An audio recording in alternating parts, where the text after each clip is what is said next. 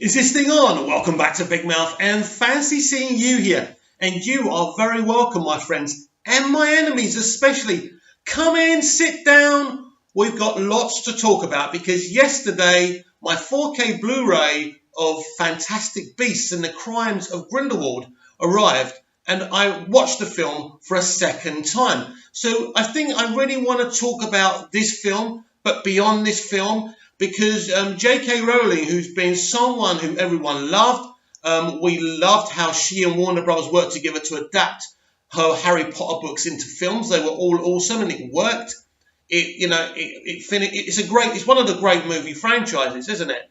So when Fantastic Beasts, if the first one came out, I think we were satisfied with it. I don't think any of us thought it was the best film ever, but it was good. It was enjoyable. I loved Mew. I love his love of animals. I love Tina. I love Queenie. I love Jacob. And I love Ezra Miller's character, whose name escapes me every time I'm going to talk about him on camera. But anyway, you know who I mean, right? So I rewatched the second film, and I realised there's quite a lot I like about this movie. Again, it's not the greatest. It's not the worstest. It's a good, enjoyable blockbuster movie. It's a building block movie. And I think this is what a lot of people found really hard to accept about it. It's not a movie in its own right. It's more like what they do with the MCU sometimes. But something I really didn't like about this film was the way Jacob gets his memory back off screen.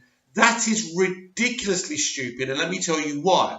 That was a massive emotional beat at the end of the film. That this new friend that Newt had made, and Tina and Queenie and Jacob were falling in love. He lost his memory. It was tragic. This was a guy who was trying to get a loan to start up a business, right? Someone who had nothing or no one, and all of a sudden, he's kind of lured into this magical world, and he becomes relevant to himself. And then he loses his memory, and he loses that. It's really sad, isn't it? So I think it was very important in the second film, because I think all of us were asking by the end of that film, how is he going to interact with these characters? Will it be a start-up again? Will he be with them but not remember them? There were so many better ways of doing this, but they Jacob and Queenie are together, which is weird. Then all of a sudden, oh yeah, I already told him he knows everything. It was just so... Listen, I think I will talk about this a bit more later on in the video, but I think one of the criticisms that Joe Rowling is actually facing is that maybe she's not very good at writing screen stories. Now, I don't think it's that. I think she's finding it hard to cope with the fact that you have to write screen stories at a pace because there's a start date, there's a production date, and you have to have your script and your rewrites all ready to go. I mean, sometimes movies are written even while other things are being filmed. We know that. But I think she's finding it hard to cope. And I think the way she coped with this film was cutting corners within the story. Now, this is something, a prolific writer like Joe wouldn't do. But I think maybe she felt the pressure. Maybe being Joe Rowling wasn't enough to say to the studio, look, hold off. We need to delay this film a little bit so I can get this right. And I think this was the problem. So I think it's blatantly obvious within that moment where the kind of half-assed way that Jacobs had his memories back off screen, I think, was ridiculously bad. Now, I do empathise with Jo because she's clearly a talent. She's clearly a great lady, a lady who believes in a lot of things that I do. But I think she is finding it hard, especially in the sequel, to cope with having to write a screenplay, and plot a story at a pace. That is obvious to me because there is moments within this film where you just feel, where's that gone? I feel like I'm missing something. Even some things in the editing. It's not just Joe's script. They're in a building, then all of a sudden they're outside, and I think, well, how did they? It just cuts really quickly and sharply. And for me, for my slow brain, that doesn't work. I'm not someone who wants everything. I don't want to be spoon-fed. But yeah, there's some moments like that, which ain't a deal breaker for me.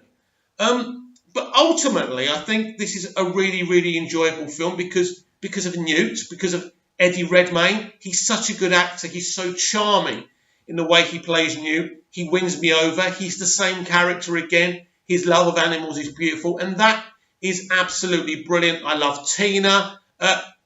We have to talk to we have to talk about Queenie, who came across in the first film as such a wonderful character, wonderful, likable, lovable.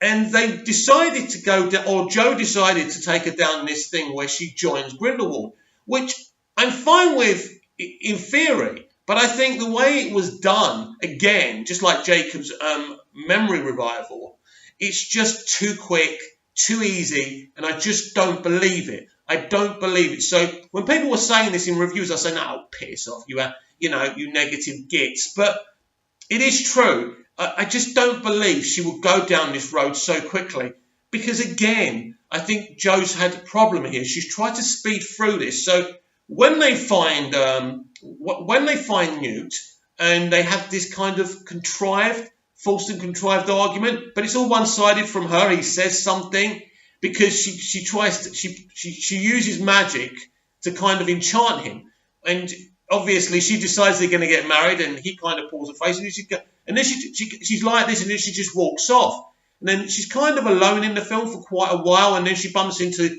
the French woman who's with Grindelwald, obviously, and she's slowly trying to manipulate her. But again, it's all too quick. There's no reason for her to do this. It just doesn't work for me. I know that Grindelwald's meant to be this charming, manipulative figure, but I just felt, look, I don't believe this. You should have taken a lot more time to do this. I think they should have taken maybe at least a couple of films to wilder that in slowly, because that could have really worked if on and off he was manipulating her. But this again, I'm talking about it being rushed, and this is the thing. It's not that Joe can't write for screen, because if you can write a novel, you can write for the screen. But when you're writing for a film or a TV show, I mean, it's not as pressured as a TV show, because you really have to write quickly for a TV show. You know, a TV show is a factory. Let me tell you from someone who's working here on Cyprus TV to develop the first English-speaking dramas, it is pressured because the network and the studios want content quickly. And it's heated. It's not what you see in the bonus features. Oh, we love each other, and it was so exciting, the creative process. The creative process is exciting, but when you're working for TV or for film, it is pressured. So Joe's under pressure from the studio, and it's not the studio's fault either. They've got a production date and they want to get there. Everyone wants to do this thing, but everyone's pressuring each other, and I think Joe hasn't coped with that very well. And I think that's kind of something that she can get used to. I think everyone kind of has decided that she can't write movies and that's it, get her off. No.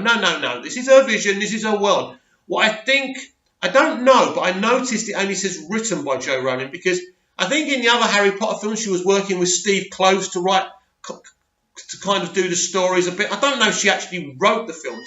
I can't remember that. Ignore the phone. We're talking about Joe Rowling here and Fantastic Beasts in the Harry Potter universe. They can go and screw themselves, right?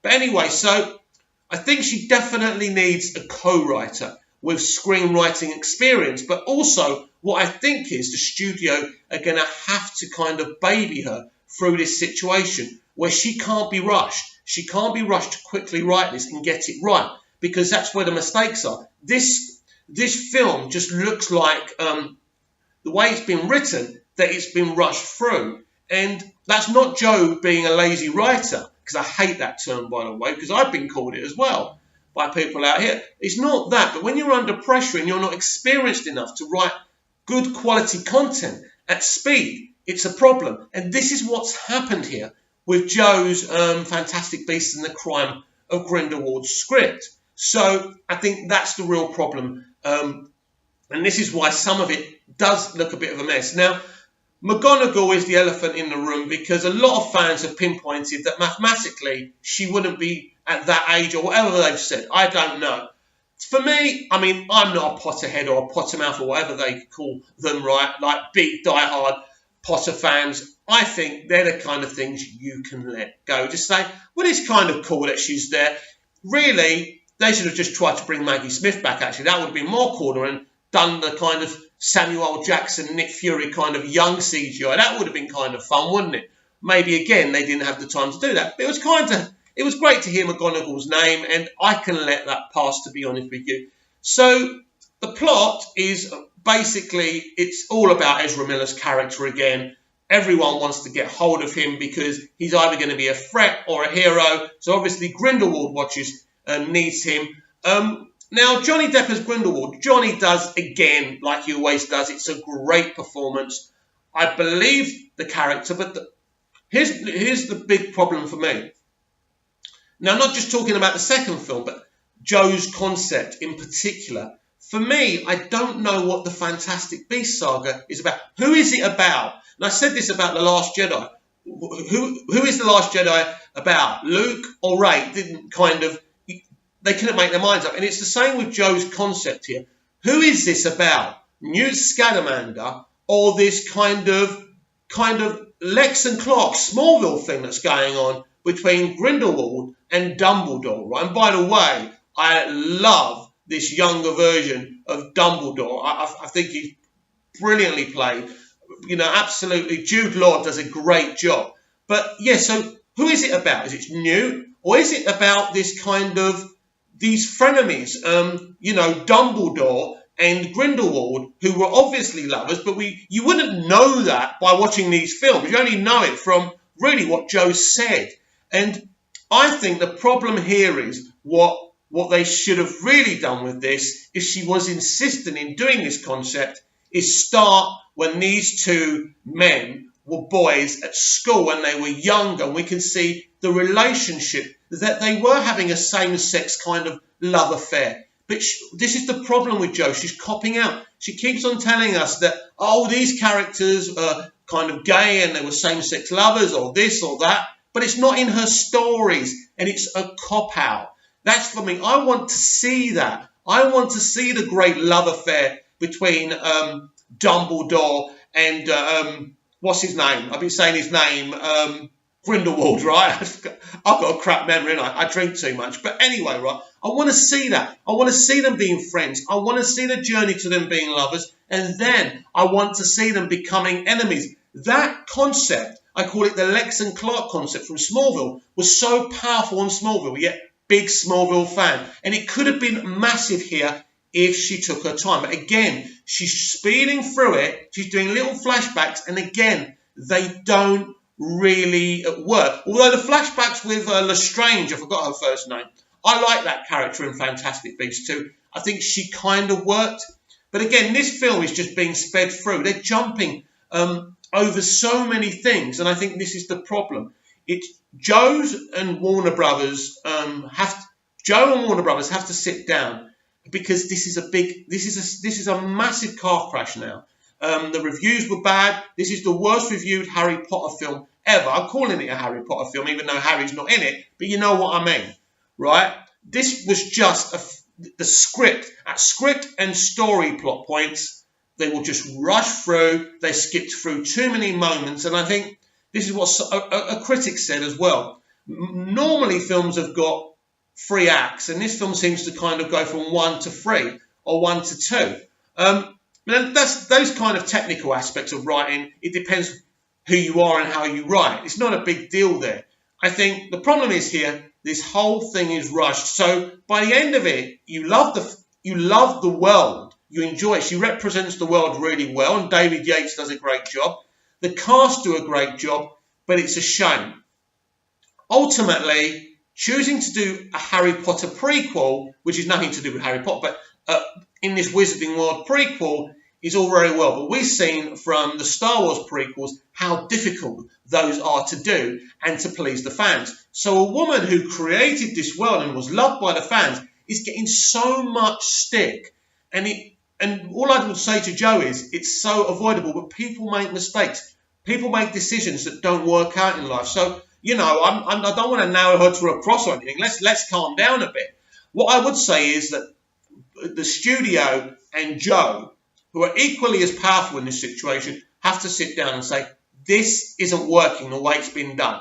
Now, I wouldn't have gone with this. If you were going to do a prequel, I would have done a Lily Potter prequel. I would have done Lily Potter and blah, blah, blah. Lily Potter and, the next Lily Potter adventure, and see how her and James get together and Harry, and then the ending, could have been basically the whole thing.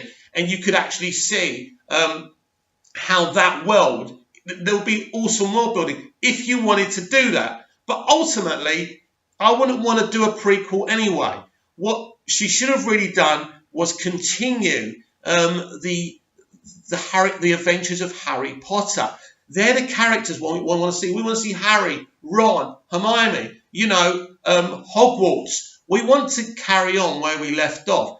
Our principal characters are now settled down. Let's see what their lives are. Or she could have adapted The Cursed Child, and I don't know if that is a continuation straight after the original kind of Potter story. She could have done that, but she's been resistant to this. I think she's got the cast there. She should have continued. I don't understand. There's more money to be made, because as much as I like Newt and I like those characters, and I really do, I'm not invested. I'm not as invested as I am in the Harry Potter characters. And I'm not even a diehard. I'm just someone who puts them on and binges them sometimes and appreciates them. And I think this is the problem. Joe and Warner Brothers didn't sit down and think about this, both in a creative conceit and both what would do better. Because ultimately, with prequel characters, you're not that invested. And so, sorry about that, very unprofessional, but you can't expect me to joke, right? And I'm not doing this again. But anyway, so I felt, and I still feel, that as much as I enjoy those films, there's not enough potential or being kind of embracing the characters as much as I would have the original Harry Potter characters, including Harry. They should have got everyone back and continued the adventures. And I think this is the big mistake here. But ultimately, the bigger mistake here is that Joe is just not used to writing at the pace that you need to, with the quality content when you're making a film. And she really needs to get her head around that. And this is what the problem was. This prequel story should have started further back in the characters' lives. So, obviously, Dumbledore and Grindelwald are older than Newt. You may have to lose the Newt character, which you wouldn't want to do. Or you could change the ages or something, so Newt's there. Maybe Newt's a younger child who loves animals. I don't know. But what I do know is, she wants to get this story where kind of you've got these two enemies that were once friends. In fact, they were lovers, right? Which is a powerful story, but you need to see that. And you've got 7 films. They're going to do 7 films of this. Whatever happens, that's going to happen. They're obviously thinking a lot how they can fix what's happened and how they've upset the fans. But at the end of the day, here's the thing about it, right? 7 films. They could have started when these guys were younger, when they were friends and lovers, then they become enemies. That could have finished by the 3rd film. Then they could have jumped some years, and then you could have had an older Newt, and you could have done, and it's the next chapter. It could have really worked. But what she's really doing here, she's skipping through stages too quickly. And when you've got 7 movies, and the faithful Warner Brothers, right, a massive studio, you do something special. If you're going to do a prequel, do it special, really solidify these characters and tell people, show people, this kind of compelling story. Because I think there's more mileage in really developing this Grindelwald and Dumbledore story, friendship, love affair, becoming enemies thing, than there is anything else that she's developed within this story. And I think that's the mistake. This is not being hateful. This is me just seeing what I believe Joe's got wrong here. She should have shown the whole thing. But the problem with me, she's doing, this character's gay. Oh, they had an affair. Show us that you have faith in this. That you want to be diverse, that you want to show us a same-sex relationship where these 2 men are boys, they're friends, they're lovers, then they're enemies. How compelling would that be to see a same-sex situation like that? You're literally giving us something so powerful. And what she's done, she's skipped through it, and it looks like she skipped through it. And the 2nd film just looked like she was rushing at speed and really couldn't handle doing that. And that is how I feel the situation ended up with Fantastic Beasts and the Crimes of Grindelwald. So, out of 5, what would I give this film? I would give this a 3 out of 5, which I think is not a bad rating considering I got I got enjoyment from it. I thought it was okay. It's not the best thing ever, but you can tell that this thing was rushed. With Ezra Miller's character, there's lots of mileage there to be compelling, to show how divided he is in what he should do. His search for where he's from. Again, she didn't dive deeply enough into the emotions of that. Everything is rushed through. And that, my friends, is the problem. And this is why I feel that they are having a rethink now, and she really has to look at for the third film, what she does next. Because if she carries on saying, no, I don't care what people think, I'm just going to do what I want to do, that would be the biggest mistake of her career.